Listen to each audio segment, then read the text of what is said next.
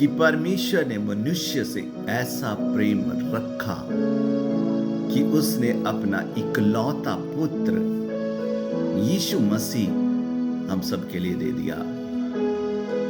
मेरे प्रियो, बहुत ही गहरी बात है ये। परमेश्वर ने जगत से ऐसा प्रेम रखा कि उसने अपना पुत्र ही दे दिया।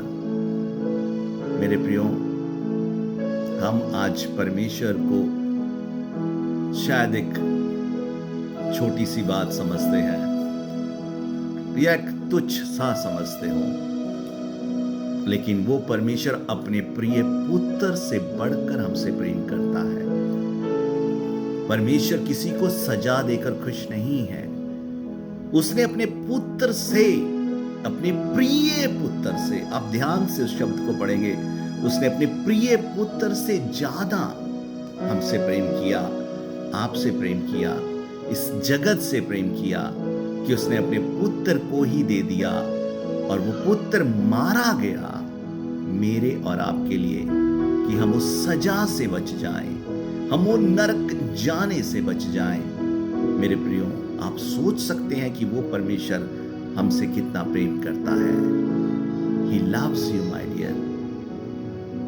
मेरे प्रियो, एक बार उस परमेश्वर के प्रेम को आप चख कर देखें, उसके निकट आकर देखें, एक बार उसको सत्य, उसकी सच्चाई को जान कर देखें कि आखिर वो परमेश्वर कौन है जिसने अपना पुत्र, अपना बेशकीमती प्रिय पुत्र हम सब के लिए दे दिया।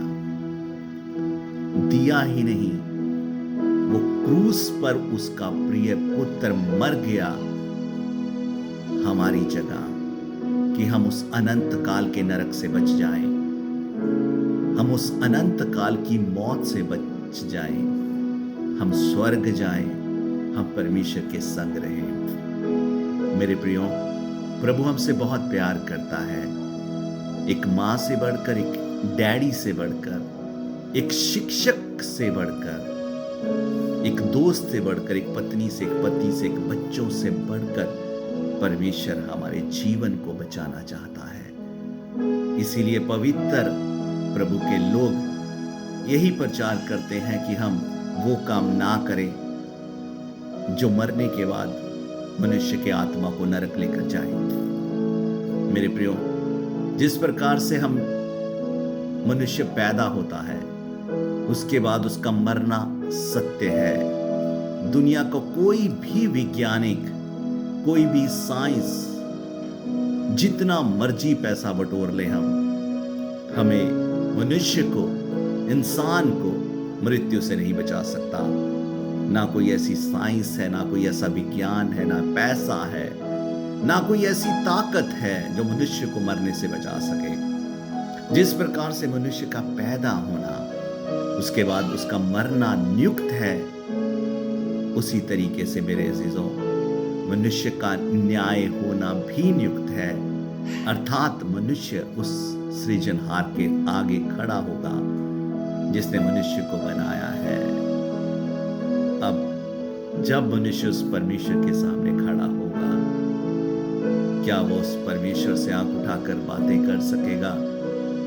क्या वो कह सकेगा कि परमेश्वर, मैं तेरे आधारित ही जीवन जिया, मैंने कोई ऐसा काम नहीं किया जो गलत था, जो पाप था, जो गुनाह था, मैं बिल्कुल सच्चाई में चला, मैंने अपने जीवन को बेहतरीन तरीके से तेरी अगुवाई में जिया हूं? क्या कह सकेगा? मेरे प्रियो, परमेश्वर यही चाहता है कि मनुष्य पाप ना करे, क्योंकि पाप की मजदूरी अनंत काल का नरक है। हम अच्छे से जीवन जी सकते हैं। परमेश्वर ने अपने प्रिय पुत्र हमारे लिए दे दिया। उस प्रिय पुत्र यीशु मसीह का आत्मा हमें सच्चाई में चलने के लिए हमारी मदद करता है। आप उस परमेश्वर के निकट आए, आप यीशु मसीह पर विश्वास करें कि यीशु मसीह मेरे लिए खुद बलिदान हो गया, वो मेरी जगह मारा गया। मेरे ऊपर अब नरक नहीं, स्वर्ग का अधिकार है, मैं स्वर्ग जाऊंगा। जब आपका विश्वास ऐसा है मेरे प्रियो, डेफिनेटली कोई भी ताकत आपको स्वर्ग जाने से नहीं रोक सकती। जब आप यीशु में आ जाते हैं, आपको उसके आत्मा से, प्रभु के आत्मा से इस मदद को लेना है कि पवित्र आत्मा जी, मुझे यीशु मसीह के पीछे चलाइए। मेरे जीवन से वही काम हो जो यीशु मसीह चाहता है। मैं सच्चाई में चलूं, मैं कोई पाप ना करूं। वो प्रभु का आत्मा, पवित्र आत्मा आपकी मदद करेगा। प्रभु सच में आपसे बेहद प्रेम करता है। एक मां से, एक दोस्त से, एक मित्र से बढ़कर, एक पत्नी से, एक पति से बढ़कर प्रभु हमसे प्यार करता है। प्रभु इन बातों के द्वारा आप सबके जीवन को बदले।